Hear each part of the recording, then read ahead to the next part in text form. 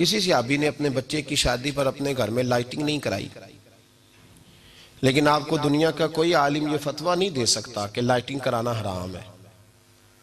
آپ شادی کے موقع پہ ساری گلی سجا لو، آپ ساری چھتوں پہ لائٹنگ کرا لو، کوئی آدمی یہ آپ کو فتویٰ نہیں دے سکتا کہ شادی کے موقع پر لائٹنگ کرانا جائز نہیں۔ کبھی سنا ہے آپ نے کسی سے؟ بولیے، یہ جائز ہے، جائز پیسے ہیں تو ٹھیک، بلکہ میں اس سے آگے بڑھتا ہوں، اس سے تھوڑا اور آگے جاتا ہوں۔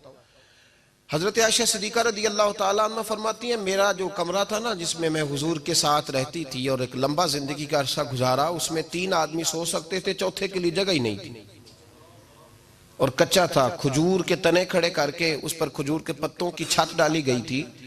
میں جب ہاتھ اٹھاتی تھی تو میرا ہاتھ اپنی چھت کو چھو جاتا تھا۔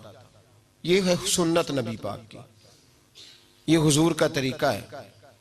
بتائیے پکے گھر میں، لینٹر والے گھر میں رہنا جائز کہ ناجائز؟ کیوں جی؟ حضور تو کچے مکان میں رہتے تھے، آپ نے کیسے پکا بنا لیا؟ اللہ کی محبوب علی دین کو اس کی اصل بات میں سمجھیں۔ آپ ایسا نہ کریں جس میں انتشار اور امت تقسیم ہو، اس کا اصل مزاج دیکھیں۔ مہندی کے موقع پہ اگر کوئی آدمی 6 دیگیں دال چاول کی پکاتا ہے تو منع نہیں، جائز پیسوں سے پکائے۔ انہیں لائٹنگ لگوائی، کوئی منع نہیں، سارے محلے کو کھانا کھلایا، کوئی منع نہیں، بلکہ نبی پاک نے فرمایا بہترین مسلمان ہی وہ ہے جو سلام پہلے لے اور روٹی زیادہ کھلائے، تو بہترین مسلمان ہے۔ ناجائز کیا ہے؟ ناجائز ہے شادی کے موقع پر بینڈ باجا بجانا، اس میں رقص کرنا، اس میں بھنگڑے ڈالنا، عورتوں مردوں کا اختلاط ہونا، عورتوں کی مووی بنانا، یہ چیزیں ناجائز ہیں۔ تو جو ناجائز ہے اس پہ پابندی لگائی جائے گی، جو جائز ہے اس کے بارے میں یہ کہا جائے گا کہ بھائی احتیاط کی جائے، سنت کی طرف دیکھا جائے تو بہتر یہی ہے۔ لیکن کوئی کسی آدمی کے پاس جائز پیسے ہوں، وہ 100 کنال کے گھر میں رہے، اگرچہ سنت یہ نہیں، پر یہ تو کوئی فتویٰ نہیں نہ دے سکتا کہ حرام ہے تیرا 100 کنال کے گھر میں رہنا، کہ ہے فتویٰ کہیں آپ نے سنا؟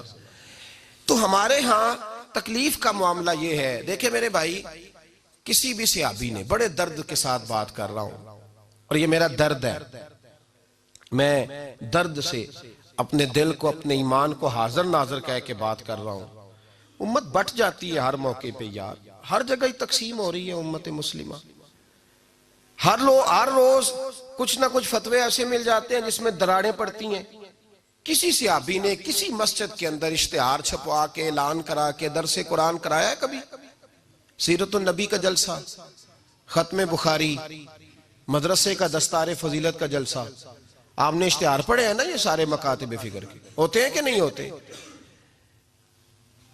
کسی صحابی نے اس طرح، وہ تو روز درس قرآن دیتے تھے، لیکن اس طرح اشتہار چھپوا کے، پوسٹر لگا کے، اور مصر سے کسی صحابی کو اسپیشل بلوا کے یا یمن سے بلوا کے مسجد کے اندر کبھی درس قرآن کے اجتماعات کرائے، سیرت النبی کے جلسے، ختم بخاری کے؟ او بھائی یہ ساری چیزیں حضور کے صحابہ کی سنت سے مروجہ انداز میں ثابت نہیں۔